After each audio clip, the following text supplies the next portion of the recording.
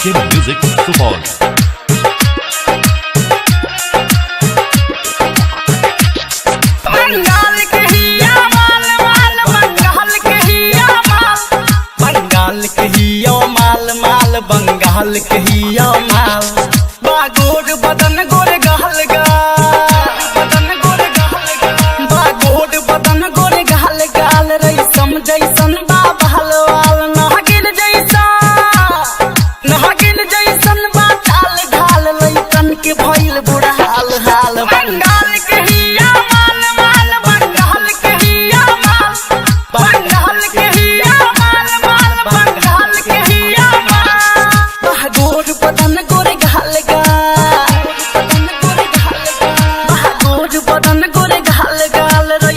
जैसन बाप हलवाल नहगिन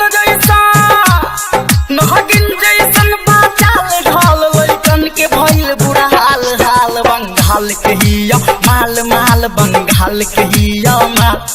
बंगाल के हिया माल माल बंगाल के हिया माल बंगाल के हिया माल बंगाल के हिया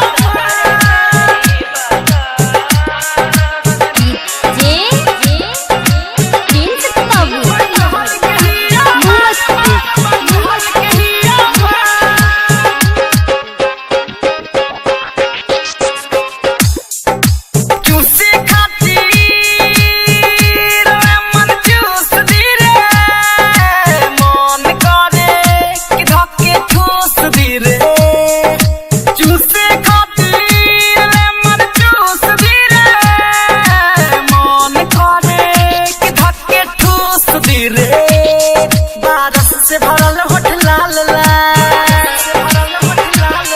बारस से भरल होठ लाल लाल ही यह ब्रांडेड महल माल दुनु जबना मिलाबे सुर ताल एकरा पर नजर सब ढाल ढाल बंगाल के हिया माल माल बंगाल के हिया माल बंगाल के हिया माल माल बंगाल के हिया माल बंगाल के हिया माल माल बंगाल के हिया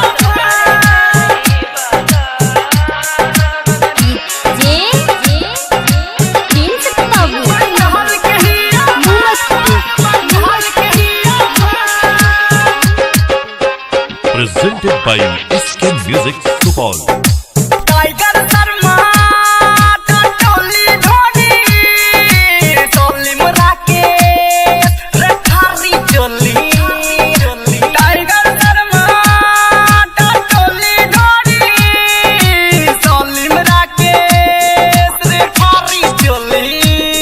विशाल हाके सालसा विशाल हाके साल साल था मुन्ना किया के मूंग दाल सोन मन बुढ़ा का हाल हाल दुनता भर कर दी लाल लाल बंगाल के हिया माल माल बंगाल के हिया माल